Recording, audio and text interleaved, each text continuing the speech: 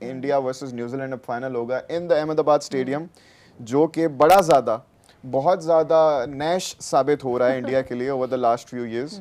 वो वहाँ पर कुछ नहीं जीत पा रहे, जो भी बड़ा फाइनल आता है वो वहाँ पे हार जाते हैं। वो साउथ अफ्रीका के साथ भी मैच वहीं पे हार गए थे। सोचें आईसीसी इवेंट्स में वो दूसरा मैच हारे थे, वो भी अहमदाबाद स्टेडियम में, पहला भी उधर दूसरा भी उधर। अब फाइनल उनका उधर है, संडे को है, न्यूजीलैंड के अगेंस्ट है। थोड़े से स्टैट्स बताएं, स्टैट्स किसके फेवर में ज्यादा है? यार ऑन द पेपर तो अगर बात करें तो इंडिया की टीम तगड़ी है, लेकिन स्टैट्स में जैसे आपने रिट्रेट मैं करता हूँ आपकी बात को कि 2023 में जिस तरह से ऑस्ट्रेलिया ने हराया, फिर साउथ अफ्रीका ने जिस तरह से हराया, न्यूजीलैंड विल डेफिनेटली जो है उन पे एक प्रेशर गेम तो होगी, क्योंकि उनके न्यूजीलैंड अभी यहाँ पे खेल के भी गया, बहुत खेल कर भी गया है, इसमें कोई शक नहीं है। लेकिन इंडिया के अगेंस्ट खेलना, आपको पता है, अभी मैं नोट कर रहा था कि ओवर के दौरान जो है ना, बॉल के दौरान आप बीइंग अ क्राउड, एक इंटरनेशनल टूर्नामेंट है, तो आप इंडिया और बुमराह आप नहीं कर सकते रेगुलरली, आप बिटवीन ओवर जरूर कर सकते हो। ये इवन सुनील गावस्कर ने ये बात की है कि हर बॉल पे बुमराह हो रहा था, तो ये फेयर चीज नहीं है। खैर वो कर रहे थे, उनके जज्बात है, मैच बड़ा distracting and you can not really control the crowd. वो तो है, हमने पहले भी बात की थी, 12th man is the crowd for India in such events, क्योंकि बहुत ज्यादा तो पॉपुलेशन भी उनकी और बड़े ज्यादा पैशनेट लोग भी हैं, वो तो आते हैं, उसको तो हम कुछ नहीं कर सकते। लेकिन उमर फिर वही बात, New Zealand India, do you have any information head two heads कितने हैं वगैरह, and if they have faced each other before in such knockout stages? यार हेड टू हेड की तो अभी इस पे वर्किंग करनी है, खैर, लेकिन ये जरूर है कि आई थिंक सो इंडिया का पलड़ा कंपैरेटिवली हैवी है इस पे, लेकिन इंडिया फेवरेट्स हो गए डेफिनेटली। न्यूजीलैंड कोई एक्सेप्शनल कुछ कर दे, उन पे बिलीव, उनका बिलीव सिस्टम तो तगड़ा है, और उनको अपने आप को बैक करना है जिस तरह की वो टीम है। और 2000 मतलब जो है 21 में ये फाइनल खेले थे, तो दूसरी बार ये दोबारा फाइनल में खेल रहे हैं, तो इस बार इस माइंडसेट के साथ जाएगा कि वो अब रजिस्टर करें रिकॉर्ड को, जिस तरह से शानदार आपने देखे फिनैलन ने खेला है, जिस तरह से 33 गेंदों में उन्होंने सेंचुरी की है, और T20 वर्ल्ड कप की हिस्ट्री की ये फास्टेस्ट सेंचुरी है। क्रिस्टोफर हेनरी गेल को उन्होंने सरपास किया 47 गेंदों में उन्होंने। और मजे की बात यह है कि सबसे जो फास्टेस्ट T20 आई सेंचुरी है ना, वो है निकल चौहान नाम है उनका, 27 बॉलों में उन्होंने की है। एस्टोनिया एक मुल्क है यूरोप का, लेकिन फुल मेंबर्स में से ये फास्टेस्ट सेंचुरी है इन T20 आईज। लॉफ्टी समथिंग का नाम है, कीनिया के अगेंस्ट भी की है, नामीबिया के नेदरलैंड्स के नामीबिया के ईटन उन्होंने आई गेस कीनिया के अगेंस्ट भी की है। अच्छा जी, हर्ष कह रहे हैं, Harshvardhan Ghazal, please don't support India again. We have you support Pakistan blindly and how misfortune you are. Stop it. दूसरे कह रहे हैं जी, कार्तिक कह रहे हैं, नहीं कार्तिक नहीं कह रहे, कौन कह रहा था, किधर गया यार, कमेंट गायब हो गया। लेकिन कोई कह रहे थे ग़ज़ाल प्लीज सपोर्ट ना करना, हाँ ये रहे क्रिक रहे, वो कह रहे हैं ग़ज़ाल आगे से इंडिया को सपोर्ट नहीं करना तुमने, क्योंकि 254 रन बना के भी इतना क्लोज आके जीते हैं हम तुम्हारी वजह से, मेरी वजह से जीते हैं, इस पे फोकस करें आप।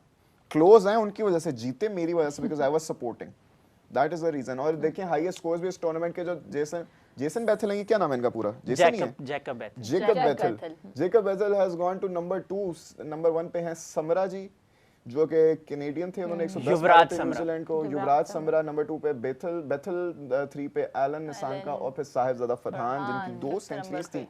अच्छा उमर, एक बात मैं पूछना चाहूंगा कि प्लेयर ऑफ द टूर्नामेंट में कुछ लोगों के नाम आ रहे हैं, जिसमें से विल जैक्स हैं, संजू सैमसन आ गए, इवन दो उन्होंने 3 मैचेस ही खेले, संजू सैमसन आ गए, 2 उनकी इंपैक्टफुल इनिंग्स थी, मैं कहूँगा बिल्कुल थी। फिन एलन हैं और एक और थे जिनका मैं भूल रहा हूँ।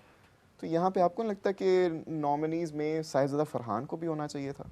जिस तरह से उन्होंने रिकॉर्ड ब्रेक किया है, मतलब किसी भी एडिशन में T20 वर्ल्ड कप के सबसे ज्यादा रन, बड़े मार्जिन से, और ये भी रिकॉर्ड बनाया कि किसी भी एक एडिशन में 2 सेंचुरियां, 2 सेंचुरी क्रिस गेल वाला जॉइंट, बिल्कुल डिजर्व हुई है। समझ नहीं आ रही how is he not even in the nominees. अब नॉमिनीज में तो उनका बनता था यार, आप दो ना दो तो अलग बात है, नॉमिनीज में तो बनता था, बिल्कुल बनता था। इवन बेनेट का बनता था यार, जिस तरह से ब्रायन बेनेट ने जिम्बाब्वे, बिल्कुल, और जिम्बाब्वे की जिस तरह से टॉप ऑर्डर को 4 चांद लगाया ना, एक वेटेज दी है, डेप्थ दी है, और यहाँ से पे जिम्बाब्वे सेमीफाइनल्स में आया, बिल्कुल ऐसे ही है। और ब्रेंडन टेलर एक वक्त में जो है जिम्बाब्वे, वो भी अभी स्क्वाड का हिस्सा थे, इंजर्ड हो गए। ये वो प्लेयर थे जो 2007 में जब जिम्बाब्वे ने ऑस्ट्रेलिया को हराया था, तो स्क्वाड का हिस्सा थे ये। तो मुकद्दस ने कोई कमेंट पढ़ लिया मेरे बारे में ही होगा जो आप मुकद्दस हंस रही हैं, लेकिन एनीवे मैं फिर से एक दफा कहना चाहूंगा, Sanju Samson what a player, उसने बार-बार खेल के प्रूव किया है कि शर्म आनी चाहिए हर उस शख्स को जिसने इसको टीम से बाहर रखा, जिसने इसको प्लेइंग 11 में नहीं रखा, उसने आके प्रूव किया, अपना लोहा मनवाया, बार-बार मनवाया और अभी भी मनवा रहा है वो। उसमें कहीं ना कहीं रोहित शर्मा भी थे संजू का कैरियर खाने में। हाँ, मुझे लगता है उन्होंने अपना कहीं ना कहीं रोल प्ले किया है। आपको नहीं लगता? आपको लगता है?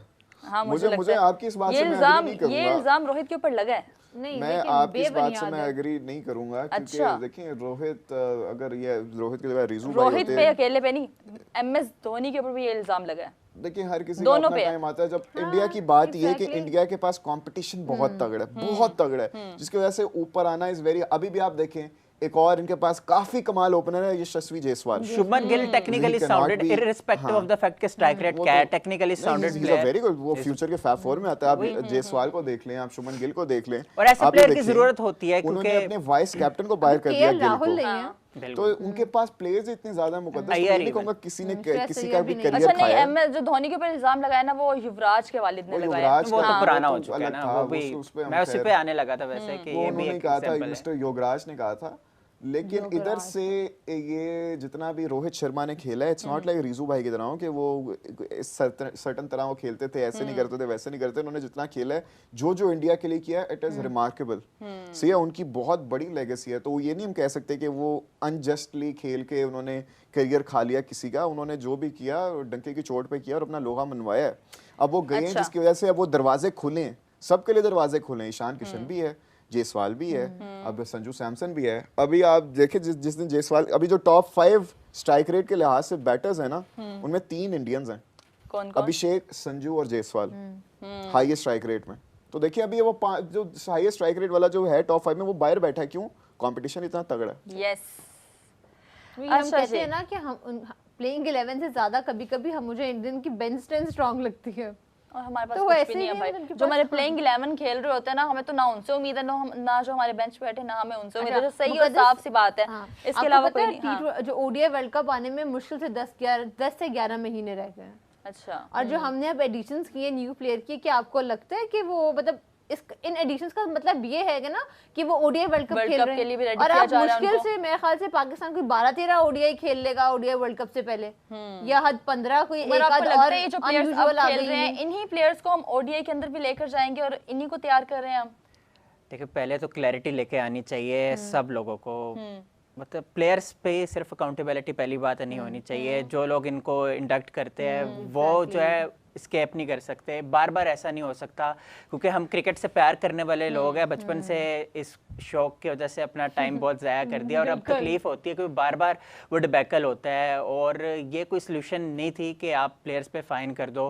और जैसे कि पाकिस्तान बोर्न क्रिकेटर उस्मान तारिक ख्वाजा ने भी ये बात की, अभी आज उनका बयान आया है कि ये जोक है कि आप प्लेयर्स पे आप फाइन कर दोगे कि इस वजह से। लेकिन डेफिनेटली हर प्लेयर्स भी कसूरवार थे, लेकिन सिर्फ प्लेयर्स नहीं थे, जो मैनेजमेंट, obviously स्टाफ, कोचेस, सब लोग ही मिलके ही सब डिसीजंस लेते हैं। और